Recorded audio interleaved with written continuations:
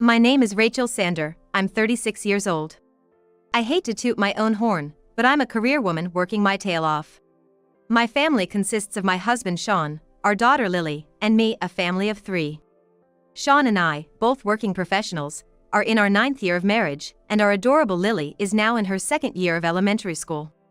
We have our occasional squabbles, but I like to think we're just an average, close-knit family. But recently, something's been bothering me a bit. Hey, Rachel, could you spot me again this month? Really? Again? Please, I'm begging you.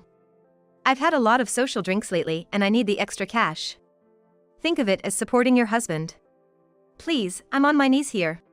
Sean, putting his hands together and bowing his head like a kid. Lately, he's always asking for more pocket money or to get it in advance. We both work, but managing the finances has mostly been my gig. Not that I mind, really. I even enjoy it, thinking of it as part of my responsibilities at home. Frankly, I earn way more than Sean does. So, I figure I can afford to be a bit flexible. But it's getting a bit much. I pull a few $100 bills from my wallet and hand them over. He lights up like a kid on Christmas and bows deeply in gratitude. All right, but this is the last time for this month, okay? Instead of asking me for money, why don't you focus on getting a promotion? I pat him on the back, half joking, half serious. Oh. Yeah, I got it. I'll do my best. He clutches the bills and answers with a sheepish grin. It's hard to take him seriously. I don't know if he gets it or not. I sigh. And so, life went on, until that fateful day. Yes, that was the case, until that day. On a sunny holiday, Sean and Lily went out for a drive together. I couldn't join them because of work. It wasn't the first time they went out without me. And each time I felt both grateful that Sean was taking care of Lily and guilty that we couldn't go as a family. Lily's a good kid, understands my busy work schedule and always cheers me on. Her kindness has been a real lifesaver. I waved them off as they left in the car and headed to work. Then, a few hours later, that life-changing call came. Hello, is this Rachel Sanders' phone? I'm afraid your husband and daughter have been in a serious car accident. Upon hearing the initial news, my mind went completely blank.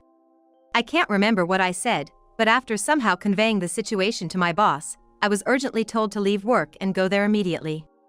I rushed to the hospital where Sean and Lily had been taken. Excuse me, I heard my husband and daughter were brought in by ambulance, I said, barely catching my breath at the reception. They quickly led me to the front of the operating room. Operating room? Were their injuries so severe they needed surgery? That's right, they mentioned it was a pretty serious accident. A wave of anxiety and despair hit me, and I clenched my hands tightly in front of my chest. There was a doctor in scrubs outside the operating room. I must have looked awful. Are you the wife? He asked, trying to calm me down with a gentle voice. Please, try to stay calm. Your daughter, Lily, is in emergency surgery. Emergency surgery? Is she that badly hurt? Yes. And your husband, Sean, who was driving, has some fractures but his life isn't in danger. He's sedated right now. Oh my! I felt like the world was spinning. I couldn't believe it, they were both smiling when I saw them off in the morning. How could this happen? I only half listened to the doctor after that. I couldn't take it in. Next thing I knew, I was sitting on a bench in the waiting room, designated for families of those in surgery. I felt so unsteady. In this state, I couldn't even go see Sean, who was sleeping. All I could think about was Lily in surgery. Lily, Lily, Lily. My daughter, my precious child, why did this happen to Lily? Please, let her be okay. I prayed, holding my hands tightly. Then, my cell phone rang in my bag. Shoot, I forgot to put it on silent mode. It was my in-laws' home phone number. Right, I needed to call them too. I grabbed my phone and stumbled outside. Hello? I heard a familiar, cheerful voice. Hey, Mom? What? It was Lily's unmistakable voice on the phone. I was confused. Was this a hallucination? Lily was supposed to be in surgery. Ignoring my confusion, Lily's cheerful voice continued. Hey, Dad hasn't called, so are you picking me up today? Grandma and Grandpa said I can stay over because they have tomorrow off too. Wait, hold on. What do you mean? Is that you, Lily? What? What are you talking about, Mom? Oh, you don't recognize it because it's Grandma and Grandpa's phone? It's me, Lily. What, really? What's going on? What does this mean? I had thought that Sean and Lily went out together and got into the accident. Could it be they didn't go for a drive together? Did Sean drop Lily off at his parents' place along the way? If so, and if Lily is safe, then who's the one in surgery right now? Just wait a second. Things are a bit hectic right now. I'll call you back in a bit. I quickly hung up and stumbled back into the hospital. A nurse noticed me and rushed over, telling me that Lily's surgery was finished. She was in the ICU and, although sedated for the day, I could see her. I was led by the nurse to the room where Lily was. When the door opened, I was struck by a sight I couldn't possibly put into words. From that day on, the relationship between Sean and me began to crumble. The next day, I packed some essentials and went to Sean's hospital room. He was luxuriously in a private room, displaying a pathetic, wilted smile on the bed. What a mess. Can't believe I got caught up in such a big accident. Sorry for causing trouble. Sean laughed it off with a carefree, lighthearted tone. He thought I was clueless, laughing foolishly. If you could call it business as usual, then it was just that. Everything about it was irksome now. But I kept my emotions in check, set down the things, and turned to him. Hey, Sean. I thought you and Lily were in the accident together. But it turns out the girl in the passenger seat was someone else's daughter, right? Who is she? I asked him straight-faced, pretending to know nothing. Sean, trying to come up with an excuse, was visibly flustered. Oh, that girl? She's Lily's friend. Yeah, from the same class. Found her abandoned on the road during the drive and thought to give her a lift home. Then, we got into the accident, he. Really? I didn't know you were so thoughtful towards children, prioritizing her over Lily and dropping her off at your parents'. How kind of you. Yeah, that's right. Couldn't just leave her there, you know. Man, what a terrible thing to abandon a kid like that. He started babbling, trying to cover up, his voice unnaturally loud. I watched coldly, but he was too flustered to notice my icy gaze. After a few more meaningless exchanges, I left the room quickly. I couldn't stand breathing the same air as him for another second. The next day, I visited the hospital again. As I approached Sean's room, I could hear voices arguing. The door was closed, but the voices were loud enough to be heard through it. It must have been quite a disturbance for the hospital. I quietly opened the door a few inches to peek inside. There was a shrill female voice and Sean's weak, placating voice.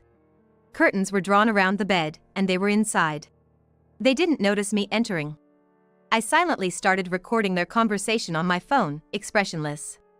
After capturing enough of their talk, I left the room before they noticed me. I could feel intense emotions boiling inside me. Anger towards Sean, disappointment, resignation, and above all, anger at myself. For not realizing sooner. But it wasn't over yet. I needed to be meticulous in my plan. To completely bring down that man. A week flew by. I made up my mind to confront Sean. His eyes widened in surprise when he saw me suddenly appear. I ignored him and closed the curtains around the bed. Rachel! What have you been doing? I called and texted you so many times. I needed you for a bunch of things. Why were you ignoring me? I'm injured and still stuck in this hospital. You need to take care of me. My wife should be doing better than this. Did you bring the stuff I asked for? I've been so bored this past week. Oh, and the doctor and police want to check some things about my injuries and the accident. Oh, by the way, a nurse told me you already knew about the girl I was in the accident with. Hey, Sean. I cut him off calmly. I want a divorce. I tossed the divorce papers onto his bed. Huh? He was speechless. He clearly hadn't seen this coming at all. He looked back and forth between me and the divorce papers in utter disbelief. I took a deep breath. This was the moment of truth. Sean, you've been cheating, haven't you? I said it outright, and his face drained of color. Blood drained from his face, leaving him pale as a sheet. What? What are you talking about? I wouldn't cheat. I have you and Lily. Oh, really? Then what's this? I laid out the evidence of his infidelity. What is this? His face was a picture of shock. As I looked at him, I remembered the day I received the call that Sean and Lily had been rushed to the emergency room. That day, I was shocked when I faced the girl in the ICU. Connected to numerous machines, sleeping there, she was clearly not my daughter, Lily. Yet, there was something familiar about her. I told the doctors and nurses that she wasn't my daughter, as Lily was safe at my in-laws' house and I was in contact with her. They looked confused. So, who was this girl? I had a hunch and started searching through my phone's contacts. I had registered the class contact list, so she should be there. Ah, found it. Hello, is this the cell phone of Hannah Kirby's mother? My name is Rachel Sander. I'm the mother of Lily Sander, who's in the same class as Hannah. A face I remembered seeing somewhere. Digging through my memory, I realized it was a face I had seen at my daughter's school event. Hannah's mother, Anna Kirby, was frantic on the other end of the phone. Even over the phone, her voice was almost deafening. I informed her about Hannah's accident and the hospital she was taken to, then hung up. I immediately left the hospital and headed to my in-laws' house where Lily was. My mind was still in turmoil. But I was certain something was happening behind my back. I hurried to my in-laws' house. When I arrived, Lily greeted me happily, and my in-laws looked surprised. Mom! You're late. I've been waiting forever. Lily! Lily! What's wrong, Mom? She was just as I left her in the morning, perfectly fine. I hugged her tightly, relieved. Thank goodness, my daughter was here. Lily, looking puzzled, asked if I was tired from work as she patted my head. Feeling the warmth of her hand, I was reassured she was alive. Lily, weren't you supposed to go on a drive with Dad? Why are you here at Grandma and Grandpa's? Her face clouded over. Well, I started feeling sick on the way and asked Dad to drop me off. She said, scratching her cheek. But I could tell immediately it was a lie. As I was wondering what this all meant, my mother-in-law suggested, let's not talk at the entrance, come inside, Rachel. She led me to the living room. My mother-in-law and father-in-law were wearing solemn expressions. I had a bad feeling. But I knew I couldn't look away or cover my ears. My mother-in-law spoke first. Just to confirm, do you know that every time Sean takes Lily out, he drops her off here midway and picks her up later to go home? No. I answered, confused, and my in-laws looked as if they had expected as much. What does this mean? Sean and Lily weren't really going out together? But why? Why would he pretend to go out, leaving Lily behind? It's hard to say, but I think Sean might be having an affair. What? My husband saw Sean meeting with an unknown woman. He also saw him playing with a girl about Lily's age. I looked at my father-in-law in disbelief, and he nodded solemnly. I thought I was mistaken at first. But after Sean left Lily with us, I followed him and saw him pick up the same woman and her child in his car. I can't believe it. We were told by Sean that he was bringing Lily here because she was insistent on seeing her grandparents. And when we asked Lily, she said Sean told her to keep it a secret from you, Rachel. To pretend you all spent the day together. He threatened to abandon her if she broke the promise. I felt dizzy. So, Sean was using our daughter to cover up his affair? I couldn't believe it. What had I been seeing all these years? I thought we were a normal, happy family. Was I the only one who thought so? Was Sean mocking me all along, enjoying his affairs, while Lily lived in fear of his unpredictable behavior? Was I the only one oblivious to all this? Thinking about the girl involved in the accident, it was likely that she was Sean's mistress's child. Confusion, anger, despair, my head was spinning with these emotions. My in-laws reassured me, saying they were on my side and I could talk to them anytime. I thanked them and left with Lily. In the car on the way home, I made a quiet resolution. I had been too absorbed in my work and hadn't paid enough attention to my family. It was up to me to protect Lily. I was determined to expose Sean's secrets and make him face the consequences. Back home, after dinner, and after Lily had gone to bed, I searched Sean's room. And there it was, evidence of his affair. In his computer, under a folder named Family Memories, were photos of his mistress, pictures of them in bed, and photos of them with her child, looking like a family. I knew the mistress. It was the woman I called today. It was Anna Kirby, the mother of Lily's classmate, Hannah. Sean had been happily playing with his mistress's daughter, threatening our own to keep her quiet. And now, they were involved in an accident. It made me sick. I remembered Sean always disliked being photographed, claiming he wasn't photogenic. We hardly had any family photos, yet here he was with his mistress, posing happily. Was he different with her? Could it be that the allowance Sean frequently begged me for wasn't for drinks with friends, but for his affair? A simmering anger began to boil within me. I wouldn't let this man get away with this. I printed all the photos from the computer. The next day, after hearing Sean's incoherent ramblings in his hospital room, I stopped by the police station to collect his belongings recovered after the accident. Luckily, his cell phone was only slightly cracked and turned on without issue. I immediately opened his messaging app and checked his conversations with his mistress. The exchange was filled with nauseating heart stamps. I took screenshots and printed them out. Then, the following day, I recorded a conversation between Sean and Anna in the hospital room. "Hey, what's going on? I thought you and Hannah were just going for a drive, and then I hear about an accident with severe injuries. Do you know how hard it was to deceive my husband about this?" "Anna, calm down. It's okay, my wife doesn't suspect a thing." Is that supposed to comfort me? That your clueless wife hasn't figured it out? I'm not in the clear here.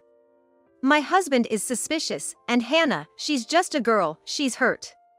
If there are scars, you're taking responsibility for life. What are you talking about? Can't you worry about me a little? I almost died in that accident. Don't worry about Hannah, she's young and will recover quickly. Quicker than an old man like me. Haha.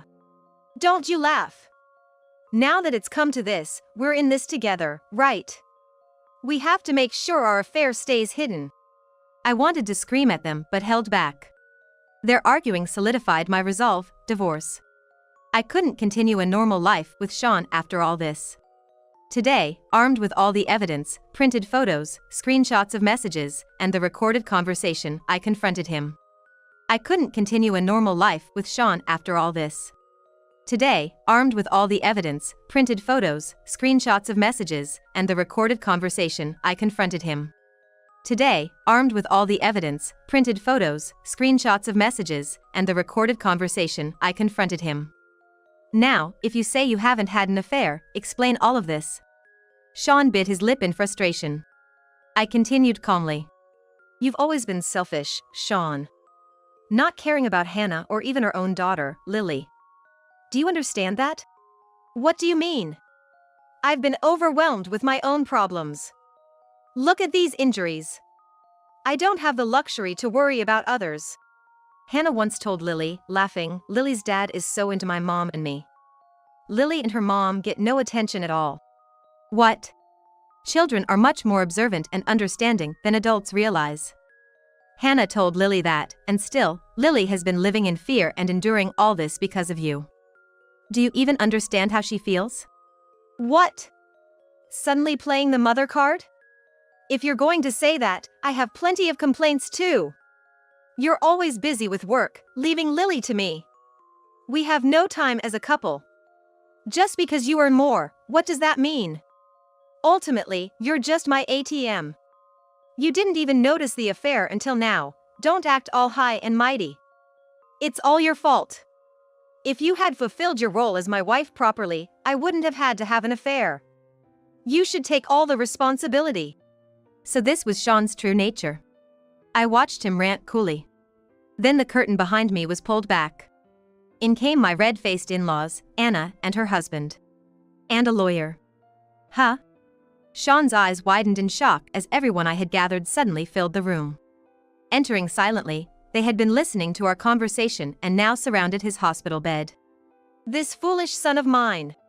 My father-in-law, red-faced with anger, yelled as if he was about to grab Sean. Ah! Sean let out a strained sound. Enough with your disrespect towards Rachel. Who do you think you are? Not only having an affair, but also involving someone else's daughter and causing her injury. Shame on you, shame. Seriously. I never thought you could be this stupid. Where did we go wrong in raising you? This is embarrassing. My mother-in-law held her head in her hands, overwhelmed by father-in-law's fury. Anna's husband, who had been silently observing Sean, Anna has shrunk back, looking agitated, while the lawyer stood confidently. All these people were here at my call. At this moment, Sean had not a single ally in the room. Nor did Anna. For them, this must have felt like a public execution. I decided to proceed with the discussion. Oh yes, about the accident you both were involved in. It seems you have some responsibility, don't you, Sean? What are you talking about? The dashcam footage shows you were driving distracted. The lawyer took over the explanation, revealing that the multi-car accident was largely exacerbated by Sean's distracted driving. Though there were no fatalities, it appeared Sean would be facing a hefty compensation claim. What? No! I don't have that kind of money or leeway. Did you think such whining would be accepted? Realistically, Sean, who always asked me for money, lacked the means to pay. But I was determined to make him pay. By any means necessary, following legal proceedings. And from me, I would like to claim damages for the affair and for what happened to Hannah, said Anna's husband, glaring at Sean. Then he looked down at the scattered evidence of the affair on the bed. I plan to file for divorce from Anna and sue her for damages. The rest is up to you two. No! No way! Why are you saying that? I'm not getting a divorce. If we divorce, it would be pitiful for Hannah. If you think it's pitiful, then why did you carelessly leave Hannah with your lover, leading to this? I should have acted sooner. Then Hannah wouldn't have suffered like this, and she wouldn't have been teased by her friends for your affair. You're a disgrace as a mother. Reflect on your actions for once. Anna's husband scolded her sharply, and she bowed her head in silence. Oh, no! Sean groaned alone. Met only with stern, cold stares. Utterly isolated. I presented the divorce papers again. You'll sign these, won't you? As I asked, Sean bit his lip again. Sign it now. Urged by my father-in-law, Sean weakly gripped the pen and slowly signed the divorce papers. I'm going to make sure you pay a substantial amount in alimony, just so you're prepared. Sean's face, as he looked up, was the very picture of despair. Ah, this is finally the end. And so, Sean and I got divorced. My ex-husband, having recovered from his injuries, was burdened with a huge amount of compensation and alimony. The story of his accident and affair had spread throughout his workplace. However, unable to quit due to his financial obligations, he continues to work in a state of constant discomfort. Hannah ended up in the custody of her father and still remains hospitalized with serious aftereffects from the accident. Every time my ex-husband visits her, he is berated by her father and relatives, being told not to come again and that his only involvement should be through alimony payments. I don't know where Anna is now, but I heard through the lawyer that she, too, is working tirelessly from morning to night to pay off her alimony. It's all a result of their own doing. As for me, I moved to a new house with my daughter. She had to change schools, but she seems to be doing surprisingly well. Perhaps it's because she's been freed from her father's intimidation. My former in-laws, having cut ties with their son, continue to care for us and offer help. I've reduced my workload to spend more time with my daughter. From now on, I've vowed to myself and to her to prioritize her happiness above all else.